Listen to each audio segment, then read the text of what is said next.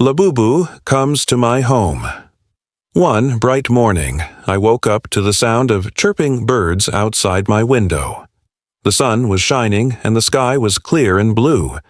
As I stretched and got out of bed, I noticed something unusual near my door. There were tiny, muddy footprints leading across the floor. I rubbed my eyes in surprise. "Who could that be?" I whispered to myself. I followed the little footprints into the living room, and there, sitting on the couch, was the funniest, cutest creature I had ever seen. He had big, round eyes, fluffy ears, and a toothy grin. He looked both mischievous and friendly at the same time. I gasped and said, "Wait, are you Labubu?" Labubu smiled widely and nodded. "Yes, I came to visit you today." I couldn't believe it. Labubu, the magical creature I had only heard stories about, was sitting right in my house. "Why are you here?" I asked, still amazed. "I wanted to spend the day with you," Labubu said cheerfully. "I love making new friends and exploring new places." I laughed and clapped my hands. "Well, welcome to my home, Labubu. Let's have an adventure together." Labubu's eyes sparkled with excitement. "Yes, let's." The first thing we did was head to the kitchen. Labubu sniffed around curiously.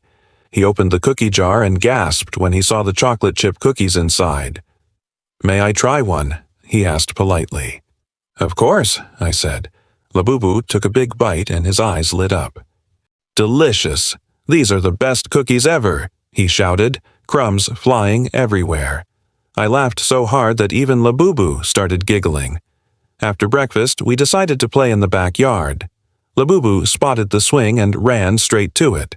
He hopped on and shouted, Push me higher." I pushed him gently, and Labubu swung back and forth laughing loudly. His ears flopped in the wind, and he looked so happy. Then he jumped off and landed perfectly on the grass with a cheerful, "Ta-da!" Next, we decided to build something together. Using some cardboard boxes and old blankets, we made a secret fort in the living room. We crawled inside and pretended it was our castle. "I'm the king of the castle," Labubu declared, putting a paper crown on his head. "And I'm the queen," I said, wearing a crown made of shiny foil. Together, we ruled our imaginary kingdom, protecting it from dragons and sharing treasure with our loyal subjects, the stuffed animals. After our castle adventure, Labubu noticed my bookshelf. He pulled out a storybook and asked, "Will you read to me?" I nodded and read a story about magical lands and brave heroes. Labubu listened carefully, his big eyes following every picture. Sometimes he gasped at the exciting parts, and sometimes he laughed at the silly ones. "You read so well," Labubu said when the story was over. "That was amazing." Then it was Labubu's turn to share a story. He told me about the magical forest where he lived. He described glowing flowers, talking animals, and a wise turtle who always gave advice. I listened with wonder, imagining all the places Labubu had seen. By lunchtime, we were both hungry again. I made sandwiches while Labubu tried to help. He accidentally dropped a slice of bread on the floor, and when he picked it up, he stuck it on his head like a hat. We both laughed until our tummies hurt. In the afternoon, we decided to paint. I brought out some paper, brushes, and colors. Labubu dipped his fingers into the paint and started making shapes on the paper. His artwork was messy but full of joy. "This is a rainbow," he explained, even though it had 7 different squiggly lines. "And this is you," he said, pointing to a funny stick figure with giant ears. I drew a picture of Labubu sitting under a tree, smiling.